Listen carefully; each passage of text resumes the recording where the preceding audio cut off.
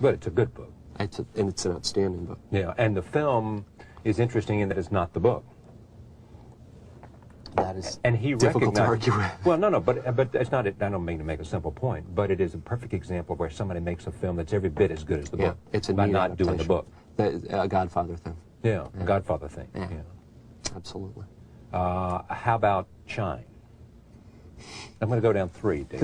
A lot of this is going to get cut out, right? Perhaps, but I'll make the decision as to what's cut out. It's funny. I mean, I'm totally intimidated. I'm sitting next to the guy in the green room, and you know, not saying a word. Then the minute he leaves, I start haranguing his publicist. The thing that interested me about Shine was, I thought, I mean, besides being a manual for how to build a mentally ill child, I mean, all the early adult stuff, I thought it was absolutely incredible up until the end. And then I just thought, the causes of the dysfunction and the symptoms of the dysfunction are unpacked with such complexity and such care. And the ending, charming though Lynn Redgrave is, just the move from the time he becomes a hit in the bar to the time Lynn Redgrave meets him to the time she consults an astrology chart to marry him, to, you know, his very moving Mr. Holland's Opus-like performance at the end. It's terrific, but it happens at about 10 times the speed that all the other stuff did. So the thing I was asking the publicist is, did the money guys or the studio guys make him wrap the ending? And they said no. They got a little bristly. They got a little bristly, and I am not trying to bust on Shine. Which I know you're not. But I mean, what we're trying to do here is just understand you by talking about things other than your work. And we'll come back to. Unfortunately, most of the things that are leaving my mouth seem to be mean. What? Most of the things that are leaving my mouth seem to be mean. Well, we'll get to that. Okay. Why wouldn't you talk to Scott Hicks in the green room? Because what? Well, I mean, you're a big deal writer. Well, I don't know. I think of myself as the schmuck in the green room. Well, you may be the schmuck in the green room too, but you know. Well, but why would you turn to him? I mean, did you have no curiosity to turn to him and ask the filmmaker the question that you were curious about? I think if I had known him or he was my friend, I would have been comfortable just doing it out of... I think part of it is going to readings. You do a reading at a bookstore, and then afterwards there's usually a Q&A, which it's very difficult to get out of. I've tried all kinds of things. And many of the questions have this kind of belligerence about them. You know, did you think that this ending was weak? And part of you kind of goes, well, why don't you and I go have supper and we'll talk about this? You don't just come at somebody with a question like that.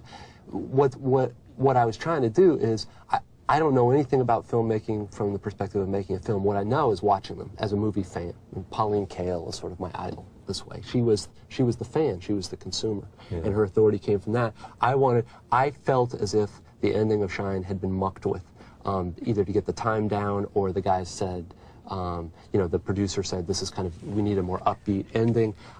And I was curious to know whether that was true. And it turns out no. It turns out Hicks, apparently the story got really happy really fast in real life, and that's the way it happened. Can you imagine yourself writing a screenplay? Have you tried? No, I haven't tried. I've talked a couple times. My best friend writes mysteries, and he and I have talked about doing a screenplay. I think I would have a very difficult time writing something that is product that other people would mess with.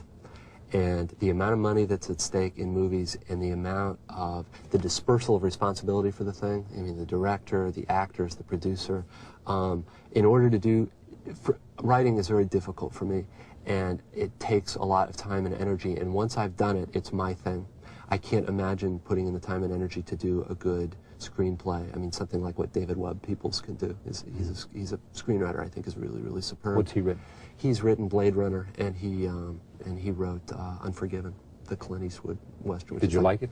I thought Unforgiven? Yeah. I thought Unforgiven is the first really smart Western since, I don't know, early Peckinpah. I did too. I loved it. What's interesting is I don't know a single female who likes the film. It's very odd. I've talked to all these people about Unforgiven. It's interesting and to say that. And I think females think Western, it stinks. And if you can get them to watch it, it's not a Western at all. I mean, it's a moral drama. It's, you know, it's Henry James, basically. But it's very odd. My girlfriend and I, Amanda, hates the film. And it's the one film that I just have a wider difference with her than any other film that we've seen together. If I were going to try to do something, I'd want to do something like that. But that was also an enormous success story, luck story. David Webb Peoples, reclusive, weird screenwriter, I don't know much about him. This script had been shopped around for years, and finally Clint Eastwood bought it. And Clint Eastwood's got enough juice to go, okay, I'll star in it, so they'll make it. This was a weird Western. This is very cerebral for a Western. And I think the only way that it could have got made was if a star director was willing to do it. And the thing about it is, I think for every script like that gets made, there've got to be hundreds of these really intelligent, cool scripts. Absolutely. That there's not somebody that comes along who has the power to get it made. Right. Or else it gets worked on by the rewrite guys, and John Gregory Dunn's got that whole book, Monster, about, they're working on the Jessica Savage story, which became, what was it, Up Close and Personal, which was a film so bad it doesn't even have charm. Some things are so bad that they're enjoyable. This was worse than that. It was. How about writing essays? I did an interview the other night, not on television, but with Alfred Kazin. I mean, the kind of thing that he does, did that appeal to you in a sense? I think of myself as a fiction writer, and I'm not even a particularly experienced fiction writer. So a lot of the essays in this book, if there's a shtick, the shtick is, oh gosh, look at me, not a journalist who's been sent to do all these journalistic things. Yeah, but I mean, as some critic wrote about you, you have two things that most journalists wish they had. One is you have a great memory for the phrase, the delivered phrase, yeah. The defining phrase. Yeah. And you also have a great power of observation for the moment. Yeah. You'd agree with that? I would agree with that, and the things in this book that most people like are the sensuous or experiential essays, which is basically an enormous eyeball floating around something, reporting what he sees.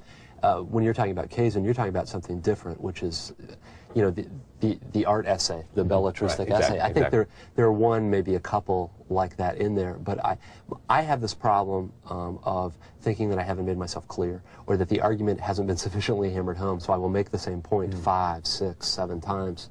And I did the E unibus plurum thing in there is an argumentative essay that I did 6 or 7 years ago, and I just gave up after that, because it seems as if to make the argument truly persuasive requires 500, 600 pages, and nobody wants to read it. Yeah. Well, talking about style, what are the footnotes about? I mean, is that just simply... In Infinite Jest, the endnotes are very intentional, and they're in there for certain structural reasons, and blah, you hear about it. It's sort of embarrassing to read this book. You can almost chart when the essays were written, because the first couple don't have any, but the footnotes get very, very addictive. I mean, it's almost like having a second voice in your head. But where does it come from? I mean, I'm now on page 981 of Infinite Jest, and the footnotes notes and errata run to page, you may know the answer to this, but there are 200... yes, but the reader doesn't experience them that way, because the endnote tags are in the text. 304 footnotes, sir. There are quite a few. Some of them are very short. Some of them are only one line long. It is a way... Let's see, this is what? Well, I'm just going to look pretentious talking about this. Quit worrying about how you're going to look and just be.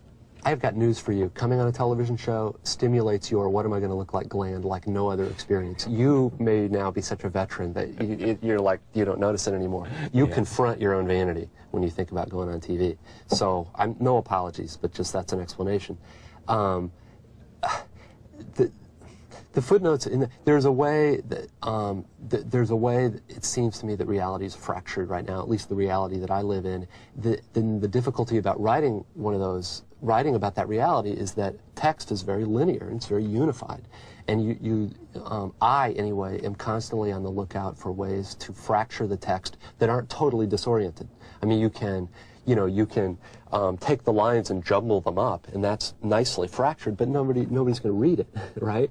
So there's got to be some interplay between how difficult you make it for the reader and how seductive it is for the readers, so the reader's willing to do it. The endnotes were for me a useful compromise, although there were a lot more when I delivered the manuscript. And one of the things that the editor did for me was had me pare the endnotes down to really the absolutely essential. Who's your editor? His name is Michael Peach, spelled P-I-E-T-S-C-H, not like the fruit.